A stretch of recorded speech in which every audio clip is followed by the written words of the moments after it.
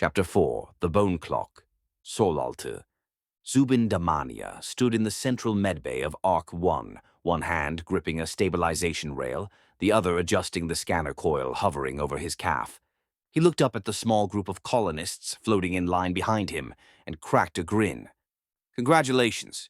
We've officially survived a week in zero gravity without anyone crying blood or hallucinating a dragon." One person chuckled. Another muttered something about low standards, but it helped. Behind Damania, the scanner pinged. A tiny reading appeared on the screen. 0.94 BMD, bone mineral density, left femur. He tapped the screen, logged it, floated aside. Next. The body adapts. No one had illusions about 0G. Even in training, they'd felt the toll. Backs stiffening, eyes straining, guts floating. But here, without ground beneath them and earth falling away by the day, the body's rebellion had begun in earnest.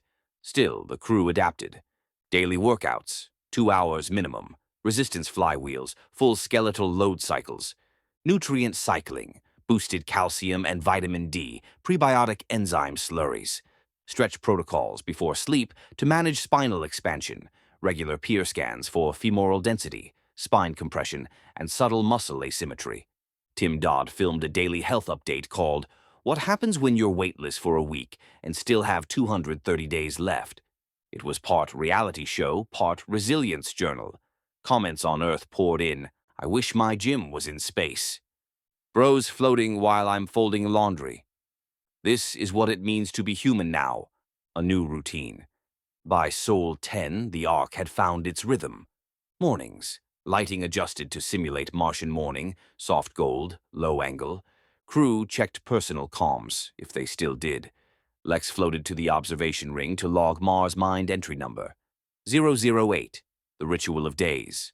Afternoons, work periods, systems checks, maintenance, habitat construction simulations, hydroponic trials, seeding nutrient mats with fungal starter cultures, training drills, EVA suit maneuvers, oxygen system resets.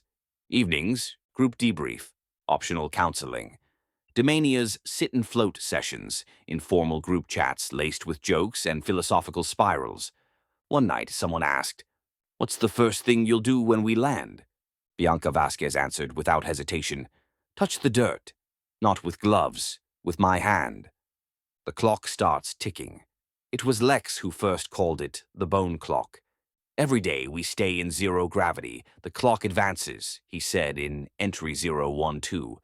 "But it's not counting down to death. It's counting up to adaptation." He wrote it in his notebook, underlined it twice.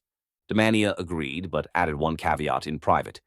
"There's no data past 400 days. No one's done this. Not like this." But he said it like an engineer facing a blank whiteboard, not a priest facing an end.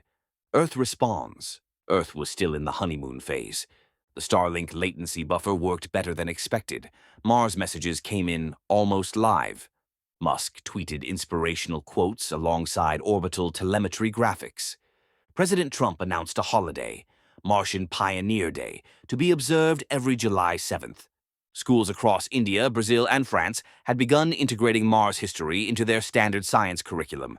CNN ran a headline, "New Martian Calendar Under Review. Are we witnessing the birth of a second civilization?"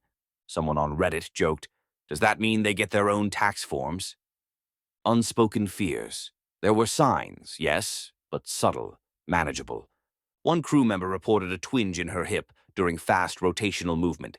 Another found his grip strength halving across 2 weeks, despite training. Damania logged plasma calcium spikes in 40% of the crew. Normal, for now. The word irreversible never came up, because it didn't feel like that. It felt like they were adjusting, like they were doing what humans always did. "We weren't falling apart," Tim Dodd said in his next episode. "We were becoming Martians." Sol 23. Lex floated alone in the dark observation ring. Earth was now a point of light, barely visible. He looked at it and whispered into his recorder, "We still believe we're going back, that this is just the outward breath of civilization before the inhale." He touched the glass. "But I think we're wrong." Then he turned off the mic.